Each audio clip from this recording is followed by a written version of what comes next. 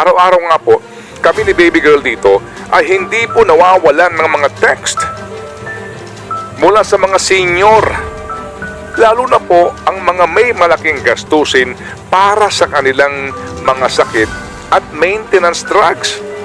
At ang laging tanong ay kung kailan ba namin matatanggap ang karagdagang 1,000 piso na pensyon mula sa Social Security System o SSS. Maaari nga pong ituring na pakikipaglaban sa gera ang pinagdaraanan ng panukalang dagdag na pensyon para nga sa mga pensioners ng SSS. Gerang nagsimula halos 10 taon na ang nakakaraan. Masidhi ang naging bakbakan sa Kongreso para maisulong ang 2,000 pisong dagdag sa pensyon ng mga miyembro ng SSS. In fairness po sa grupo ng Bayan Muna, sila ang nanguna sa adhikaing ito. Salamat din po naman sa mga tumulong sa panukalang ito para makalusot sa Kongreso. Ngunit, matapos ang masidhing bakbakan at tagumpay, doon naman sa Malacanang, kung saan ang nakaupo ay nagngangalang Benigno Simeon Aquino III. Kayo ang boss ko. Doon sa Malacanang, nakatay ang panukala. Binito ni Noynoy Aquino ang panukala, kaya hindi ito natikman ng mga patatanda at mga may sakit na miyembro ng SSS. Ang isyong ito ay naging bahagi din po ng presidential campaign noong pong halalan 2016. At sa unang press conference po ng Pangulong Duterte, matapos siyang manalo sa halalan, sinabi niya na hindi sapat ang pensyong natatanggap ng mga matatandang miyembro ng SSS para nga sa kanilang medikal na pangangailangan. At ito ang sinabi niya. Yes, I will increase it kasi yung alam mo, dapat binigay yan. Because kasi while we are able-bodied, younger days, we can work. We give our money retained so that we'll have something to go by. Ngayon, kung ang medicine na ngayon, if you only have about 2,000, what can you buy? Ay, sabi niya po, I will increase it. No? Kasi alam mo, dapat binigay yan. Because when you have able bodies, during your younger days, when you can work, we give our money so that we can have something to go by. If you have money, you have 2,000, what can you buy? In fairness po sa ating Pangulo, naibigay naman ang kalahati po sa 2,000 pisong ito noong Enero ng 2017. Kasama ko po si Chacha sa aming pagbabantay dito nung kami naandun pa ho sa DCMM. At sa panahon nga po ng panunungkulan ni SSS Chairman Dean Amado Valdez at President Emmanuel Dook, sinabi nilang posible po sa 2019 may bibigay ang kalahati ng 1,000. Posible. Hindi naman ho nila tinumit talaga. Fast forward po ngayon sa panunungkulan ng bagong CEO and President ng SSS, si Binibining Aurora Ignacio, na hindi ko pa ho nakikita ang anino. Sa hearing pong nangyari noong pong 1 linggo sa Kamara, tuwiran niyang sinabi na walang basihan ang 1,000 piso na dagdag sa pensyon. Ito ang sabi niya, and I quote, "Right now, we have no basis for the implementation of the 1,000 second tranche. The actuarial study does not permit it, especially now." Sinintensyahan na po, wala daw hong basis. Patay tayo dyan. Walang basihan po ang dagdag na pensyon para sa mga sakitin ng miyembro ng SSS. Pero may basihan sila para magtaas ng kontribusyon na siya po naman ngayong inaayawan ng mga miyembro, pati na ho siyempre ng mga negosyante na apektado nga po ng paghina ng ekonomiya ng dahil po sa pandemya. Ngayon pong Enero 2021, nagsimula silang maningil ng 13% monthly contribution. at nagpapatuloy po na maningil ng mas mataas na kontribusyon sa gitna ng pagsasabi ng Pangulo na huwag na itong ituloy. Ito po'y sa harap din ng minamadali ngayong batas para bigyan ng kapangyarihan ng Pangulo na pigilan ang pagpapataw ng anumang increase sa kontribusyon sa SSS at PhilHealth. Umano'y mahalaga na agad maipatupad ang aumento sa monthly contribution dahil ito raw ay magpapahaba sa buhay ng pension fund. Habang ang dagdag na 1,000 piso sa buwan ng pensyon ng mga sakiting miyembro ng SSS ay magpapaigsi naman daw sa buhay ng pension fund. Meron pa hong susunod na hearing sa House Committee on Accounts tungkol sa isyong ito. At nangako sa atin, baby girl, kahapon si Congressman Isagani Carlos Zarape na hihingiin niya ang lahat ng informasyon at dokumento tungkol sa totoong sitwasyon ng pera ng mga miyembro na hawak ng SSS at kung papaano ito pinapangasiwaan. Mahalagang malaman natin ang katotohanan kung saan-saan nilalagay ng pamunuan ng SSS ang pera nating mga miyembro.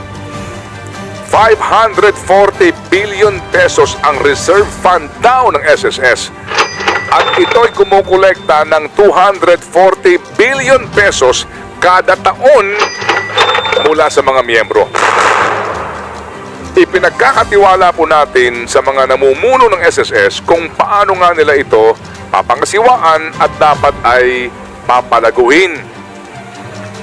Pero hindi po naman bago sa atin, girl, ang ilang naging maling desisyon ng pamunuan noon ng SSS sa mga investment na pinapasok nila gamit ang pera ng mga miyembro.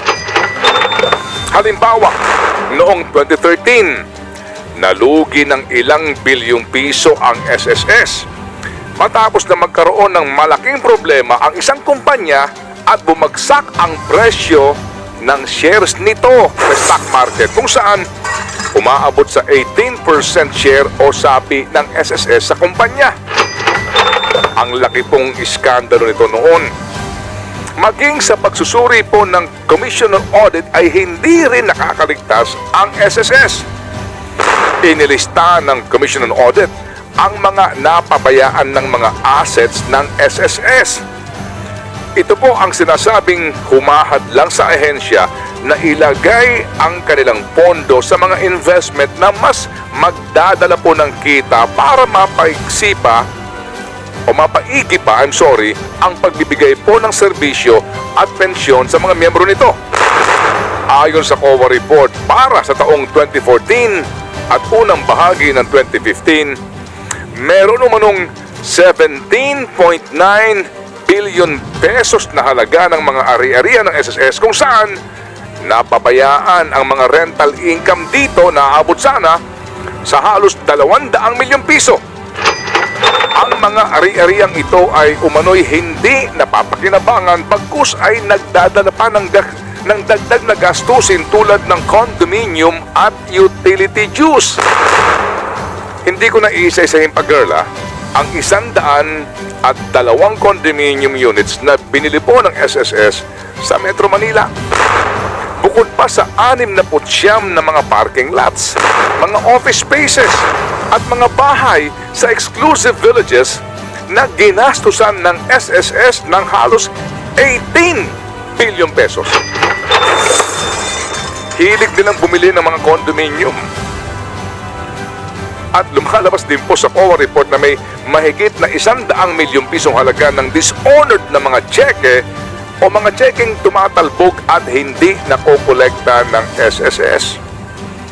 Pinasauli din po dati ng COA mula sa mga opisyalis ng SSS ang 71.6 milyon na unauthorized na mga bonuses.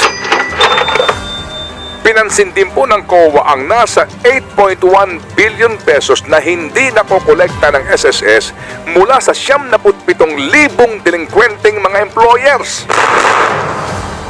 Taong 2014 at unang bahagi ng 2015 ang COA report na yan. Fast forward tayo ngayon, 2021.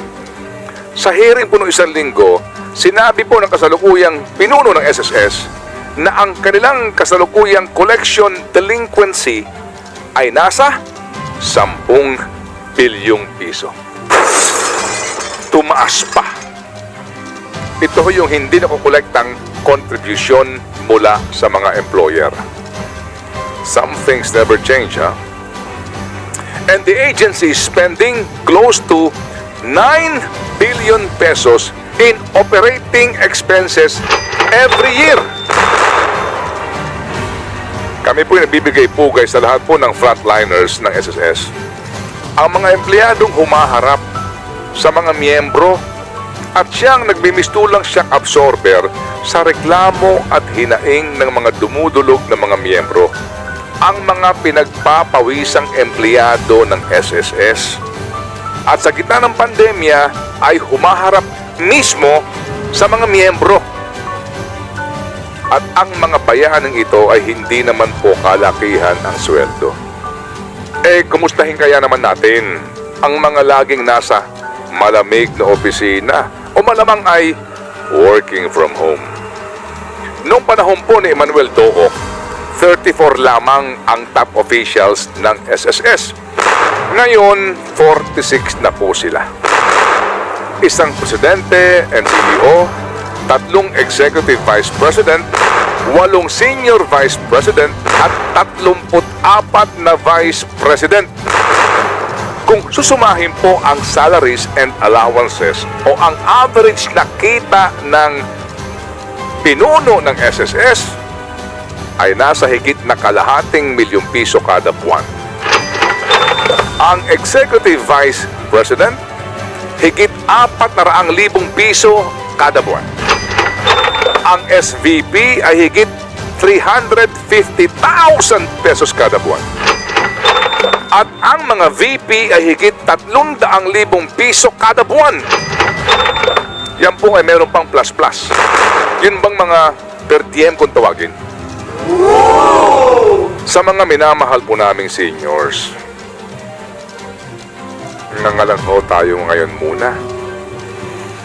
O baka naman po kaawaan kayo ng mga opisyal ng SSS at bigyan kahit dagdag na 500 piso lamang kada buwan na maaari ng makapaabono sa inyong pagbili ng mga gamot para lang madugtungan pa ang haba ng buhay ni Lola at ni Lolo sa mundong ito.